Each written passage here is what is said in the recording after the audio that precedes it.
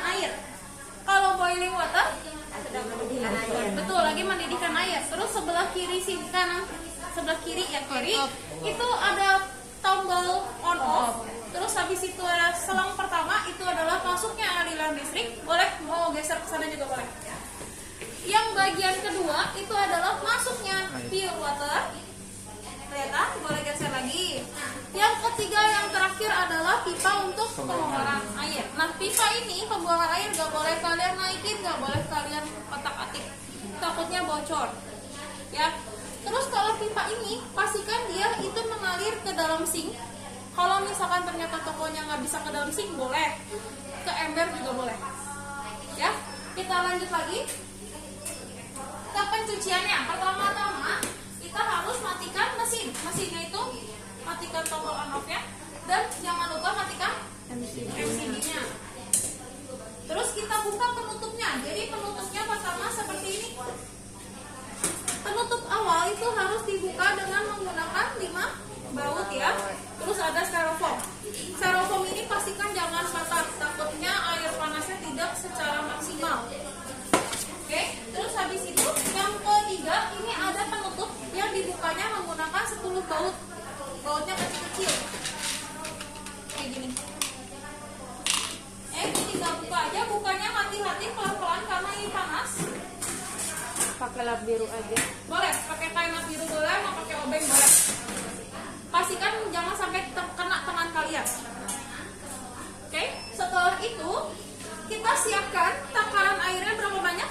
2.500 air panas, 2.500 pure water. Ya benar, 2.500 air panas dan 2.500 pure water ditambah 100 gram aplikasi.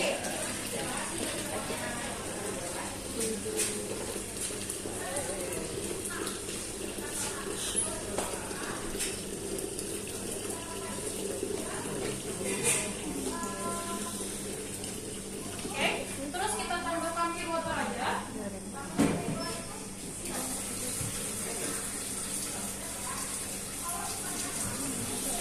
Keluarin dari keran. Nggak boleh langsung buka dari pipa.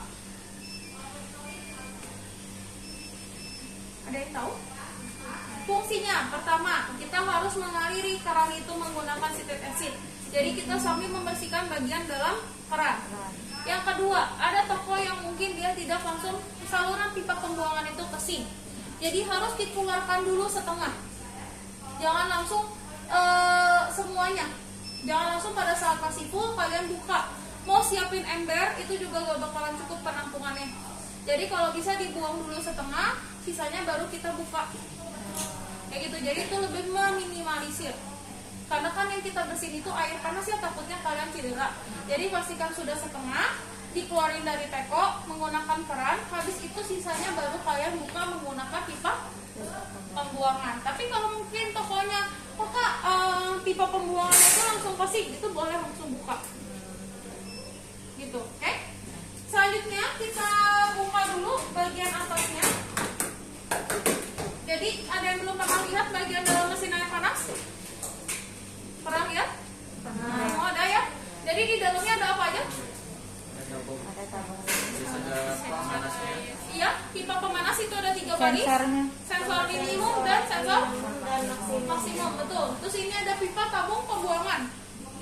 Pipa tabung pembuangan ini itu biasanya keras. Jadi bisa kalian gunakan buka menggunakan kain lap hijau kalau nggak tang. Ya, ini kalau dengan tang tinggal diputar aja.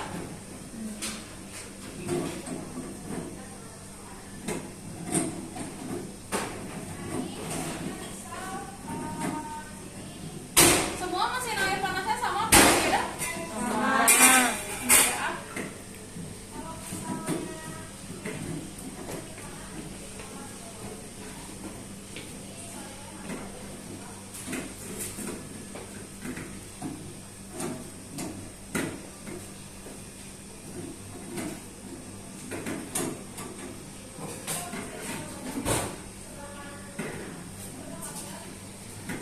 Jadi tadi kenapa susah dibuka? Karena mesin ini sudah setiap minggunya dibuka. Jadi mesin pemanasnya itu dia sudah kendur, makanya susah dibuka.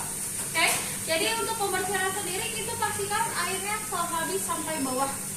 Terus kita harus siapkan air pembilasan. Air pembilasan itu tidak ada takarannya, itu terserah kalian mau mulai 5.000 air juga boleh. Nah, pembilasannya sendiri pada saat prosesnya pipanya terbuka itu boleh kalian tuang. Mau kalian pasang kembali ke pipanya itu juga boleh. Baru kalian bilas itu boleh. Perhatikan pada saat pembilasan itu ada mesin sudah tidak panas. Soalnya kenapa? Kalian harus membersihin juga bagian dalamnya. Ya, membersihin bagian dalamnya itu biasanya menggunakan plat hijau, kalau nggak menggunakan sports baby. Kenapa harus di bagian dalamnya dibersihin? Karena masih ada sisa-sisa citric acid apakah kerap itu di bagian pinggir-pinggir. Jadi itu harus benar-benar dikeringin sampai dibilas sampai bersih, benar-benar bersih. Oke? Jika sudah selesai, kita pasang kembali si pipa pembuangannya.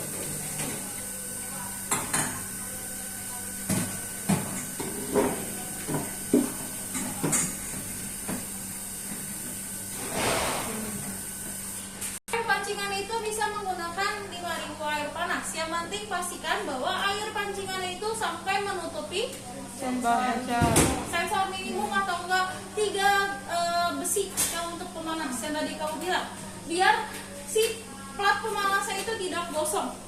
Itu fungsinya air pemancingan ya. Jadi kita pancingin dulu sedikit airnya biar piloternya bisa masuk. Nah, habis itu kita tunggu sampai airnya full, sampai air pancingannya selesai. Dan pastikan pada saat tahap boiling water itu perlu kita keluarin lagi sekali. Jadi dia sama seperti es batu, dia masih ada sisa-sisa citric acidnya. Jadi air pertama itu tidak boleh dipakai, harus dibuang. Air kedua itu baru boleh kalian pakai. Pada saat air pertama kalian mau buang semua, perhatikan bagian sini juga perlu dibuang. Jadi pastikan bahwa si pipa di keran ini itu sisa citric acidnya masih bisa mengalir sambil ngebersihin si keran air ini. Oke? Terus habis itu air kedua sudah digunakan, boleh kalian pasang kembali.